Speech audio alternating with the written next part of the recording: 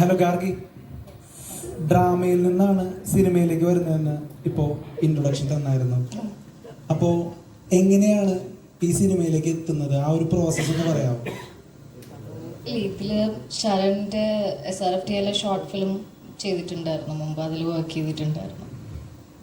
അപ്പോൾ അങ്ങനെ അത് കഴിഞ്ഞ് നിൽക്കുമ്പോൾ ഈ പടം ചെയ്യാൻ നേരത്തെ ശരൺ ഇങ്ങനെ വിളിച്ചു. ആ കഥാപാത്രം കേട്ടപ്പോൾ എന്താണ് തോന്നിയത്? ആത്മാർത്ഥമായിട്ട് പറയുകയാണെങ്കിൽ ഒരു 2-3 വർഷം മുമ്പ് ഉണ്ട്, എനിക്ക് എക്സാക്ട്ലി ഓർമ്മയില്ല. അല്ല, എക്സാക്ട്ലി ഓർമ്മയില്ല എന്നാണ് പറഞ്ഞത്. ബട്ട് ഇഷ്ടപ്പെട്ടതുകൊണ്ടാണല്ലോ പിന്നെ ചെയ്യുന്നത്. So I like this character, ചെയ്തത് എനിക്ക് ഇഷ്ടപ്പെട്ടു. And it was very easy to work with Sharan. ഈ പോസ്റ്റർ കണ്ടപ്പോൾ തോന്നിയതാണോ എന്നറിയില്ല, തോമസും ഗാർഗിയുമാണ് ഈ സിനിമയെ ലീഡ് ചെയ്യുന്നത് എന്ന് തോന്നുന്നുണ്ട്. എല്ലാവരും ഇപ്പോൾ ജോജു ജോർജ്, സുരാജ് വെഞ്ഞാറമൂട്, അലൻസിയർ ലോപ്പസ് എന്നുള്ള രീതിയിൽ നിൽക്കുമ്പോൾ തന്നെ നിങ്ങൾ രണ്ടുപേരും ഈ സിനിമയിലെ വളരെ നിർണായകമായ ഒരു ഭാഗം കൈകാര്യം ചെയ്യുന്നു തോന്നുന്നുണ്ട്. ആ സംശയം ശരിയാണോ? ഇതിൽ ഒരു ഫാമിലിയാണല്ലോ, ഫാമിലിയിൽ എല്ലാവർക്കും അവരവരുടെ റോൾ പ്ലേ ചെയ്യാനില്ലേ. അപ്പോൾ അങ്ങനെ ഒരു കുടുംബത്തിൽ എല്ലാവരും ഇമ്പോർട്ടൻ്റ് ആണ് എന്നുള്ള രീതിയിൽ ഞങ്ങളും ആ കുടുംബത്തിൻ്റെ ഭാഗമാണല്ലോ. ഡാർക്ക് സീക്രട്ട് എന്നുള്ളൊരു വാക്ക് തന്നെ ചോദിച്ചേട്ടാ, ആദ്യത്തെ ഡയറക്ഷൻ തന്നെ സൂപ്പർ ഹിറ്റ് അടിച്ചിരിക്കുകയാണ്. അപ്പോൾ എന്നാണ് ഇനി അടുത്ത സംരംഭം? ആളുകൾ കാത്തിരിക്കുകയാണ്. ഉണ്ടാവും, ചെയ്യണം, ഉടനെ പ്രതീക്ഷിക്കാല്ലേ?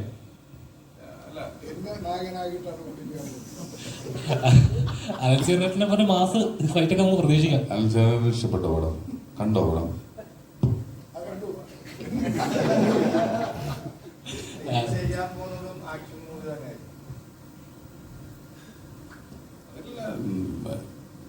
നമുക്ക് അങ്ങനെയൊന്നും പറയാൻ പറ്റില്ല, എങ്ങനെയാ പറഞ്ഞെന്നുള്ളത്. നമുക്ക് ഇങ്ങനെ അങ്ങനെ ഒരു കാറ്റഗറി ഒന്നുമില്ല. പണി 2 ആയിരിക്കും. ചോദിച്ചേട്ടാ, നോർമലി ഇങ്ങനൊരു ഇവിടെ തന്നെ ചോദിച്ചേട്ടാ, അതിപ്പം പണി ഇറങ്ങിയ സമയത്ത് നമ്മൾ കണ്ടായിരുന്നു എന്തൊക്കെ പ്രശ്നങ്ങളാണെന്ന് റിവ്യൂവിന് ബേസ് ചെയ്തിട്ടുള്ളത്. പക്ഷേ അതിനുശേഷം ഇറങ്ങിയ പടങ്ങളായിരിക്കും ഓവർ വയലൻസ് ഉള്ള പടങ്ങൾക്ക് വന്നിട്ട് പോലും അതിനെ ആരാധിക്കുകയും തിയേറ്ററിൽ തിരക്ക് കൂടുന്ന ഒരു പ്രവണത നമ്മൾ കണ്ടായിരുന്നു. ശരിക്കും വയലൻസ് എന്നുള്ളത് ഒരു എന്റർടൈൻമെന്റ് ആയി മാറിക്കൊണ്ടിരിക്കാൻ തോന്നുന്നുണ്ടോ? അല്ല, വേറെ കണ്ടന്റുകൾ ഇറങ്ങുന്നില്ലല്ലോ, അതല്ലേ. പ്രേക്ഷകർക്ക് ഇഷ്ടപ്പെടുന്ന വേറെ കണ്ടന്റുകൾ അവർ ഇഷ്ടംപോലെ ആളുകൾ എൻ്റെ അടുത്ത് തന്നെ പറഞ്ഞിട്ടുണ്ട്. കുറേ ലവ് സ്റ്റോറി കാണണം, ഫീൽ ഗുഡ് സിനിമ കാണണം, തമാശ പടങ്ങൾ വരണം, അങ്ങനെ മാറി വരുമായിരിക്കും. ഇനി അങ്ങനെ ആ ജോണറുകളൊക്കെ മാറി വരുമായിരിക്കും. നല്ല അങ്ങനത്തെ സിനിമകളൊക്കെ കാണണമെന്ന് എല്ലാവർക്കും ആഗ്രഹമുണ്ട്. അത് തന്നെയാണ് ഈ സിനിമയുടെ കാര്യത്തിലും നമുക്ക് ഇതൊരു എന്തോ ഇതിൽ നിന്നെല്ലാം വിട്ടു നിന്നിട്ടുള്ള ഭയങ്കര രസമുള്ളൊരു സിനിമയാണ്. നല്ല ഹെവി ബിരിയാണിയൊക്കെ കഴിച്ചിട്ട് നമ്മൾ പാൽസർവത്ത് കുടിക്കുന്ന പോലെ. അല്ല, ചോദിക്കാൻ കാരണമൊന്നുമല്ല. അപ്പൊ എനിക്ക് പേഴ്സണലി തോന്നിയുണ്ട്, കാരണം ചേട്ടൻ ഇങ്ങനെ കാരണം അതിലും വലിയ പടങ്ങൾ ഇറങ്ങിയിട്ട് പോലും ആരും മൈൻഡ് ചെയ്യാതെ വിടുന്നു. അപ്പൊ ചേട്ടനെ ടാർഗറ്റ് ചെയ്യപ്പെടുന്നുണ്ടോ എന്നൊരു തോന്നല്, അതായത് ചോദിച്ചത്.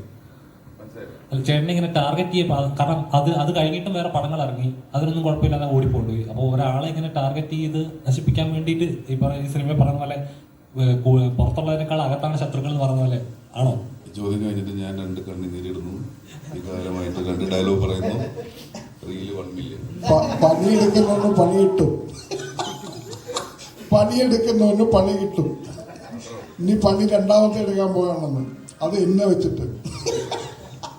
ജോജി ചേട്ടാ ഇവിടെ ജോജി, അതായത് ഒരു നല്ല നടനാവണമെങ്കിൽ സിനിമയുടെ പിന്നാമ്പുറവും അറിഞ്ഞിരിക്കണം എന്നൊരു സന്ദേശമാണ് ജോജി ചേട്ടന്റെ ഒരു വളർച്ചയിൽ എനിക്ക് പേഴ്സണലി തോന്നുന്നത്. തെറ്റല്ല, സിനിമ അറിഞ്ഞാൽ മതി, പിന്നാമ്പുറം അറിയണ്ട. അല്ല ഞാൻ പറഞ്ഞത് ആ വന്ന വഴിയാണ്. അതായത് ഒരു ജൂനിയർ ആർട്ടിസ്റ്റ് എല്ലാ അർത്ഥത്തിലും നല്ലോണം വേർപ്പൊഴുക്കി തന്നെയാണ് ഇവിടെ വരെ എത്തി നിൽക്കുന്നത്. ഇപ്പൊ കൂടി ഞാൻ ശ്രദ്ധിച്ചു ഡയറക്ടറിനെ അപ്രിഷിയേറ്റ് ചെയ്യുന്നത്. അതായത് എല്ലാവരും ചോദ്യങ്ങൾ ജോയിച്ചോട് പോകുമ്പോൾ നല്ലൊരു വർക്കാണ് ഇവൻ ചെയ്തിരിക്കുന്നത് ഒരു ഡയറക്ടർ പോയിന്റ് ഓഫ് വ്യൂയില്. അപ്പൊ പണ്ട് മുതൽ ഇങ്ങനെയാണോ? അതായത് ഒരു സംവിധായകന്റെ കലയാണ് സിനിമ എന്ന് പൂർണ്ണമായി വിശ്വസിക്കുന്ന ഒരാളാണോ? 100% അങ്ങനെയാണല്ലോ. സംവിധായകന്റെ കല തന്നെയാണ് സിനിമ. അത് തർക്കമില്ലാത്ത കാര്യം, ഞാൻ പറയണതല്ല, അതാണ് അതിന്റെ സത്യം. അതെ. അപ്പോ ഈ സിനിമയിൽ, നാരായണന്റെ മൂന്നാൺമുഖങ്ങളുള്ള സിനിമയിൽ നല്ല എണ്ണം പറഞ്ഞ 2 നടന്മാര് ഒപ്പം കട്ടയായിട്ടുണ്ട്. അലൻസിയർ ലോപ്പസ് എന്നുള്ള നടനും സുരാജ് വെഞ്ഞാറമൂടും. അപ്പോൾ നിങ്ങളുടെ ഒരു കോമ്പിനേഷനാണ് ഈ സിനിമയുടെ ഏറ്റവും വലിയ ഹൈലൈറ്റ്. അപ്പോൾ ഇവരൊപ്പം വർക്ക് ചെയ്യുമ്പോൾ മത്സരം ഉണ്ടായിരുന്നോ? നിങ്ങൾ എങ്ങനെയാണ് ഒരു ഗിവ് ആൻഡ് ടേക്ക് നടത്തിയിരുന്നത്? ഞങ്ങൾ രാവിലെ എണീറ്റിട്ട് ഞങ്ങളൊരു 100 മീറ്റർ ഓടി നോക്കും. അന്ന് ജയിക്കുന്ന ആളാണ്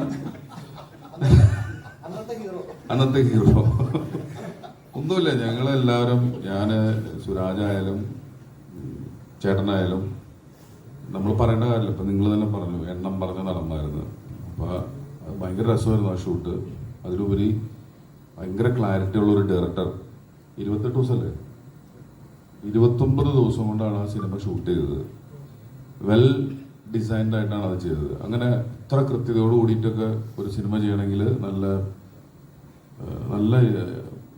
അറിവുണ്ടാവണം. അത്രയും അറിവുള്ള ഒരാൾ തന്നെയാണ് ശരൺ. ശരണിന്റെ ഇനിയുള്ള സിനിമകളും നന്നാവും. ഇപ്പം നിങ്ങൾ നാളെ സിനിമ ചെയ്യുമ്പോൾ റിവ്യൂ ചെയ്യുമ്പോഴും ഇതൊക്കെ കാക്കാൻ പോണ ഒരു കാര്യം തന്നെയാണ്, ഒരു ഡൗട്ടില്ല അതിൽ.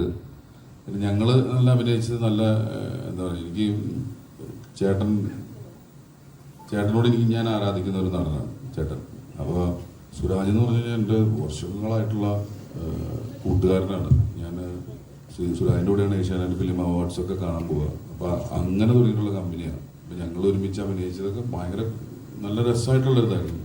മത്സരമൊട്ടൊന്നുമില്ല, നിയമപരമായിട്ടുള്ള സ്പീഡിൽ വൃത്തിക്ക് വണ്ടി ഓടിച്ച് അവിടെ എത്തിക്കുക എന്നുള്ളൊരു കാര്യം മാത്രമേ ഉള്ളൂ. മത്സരോട്ടത്തിനുള്ള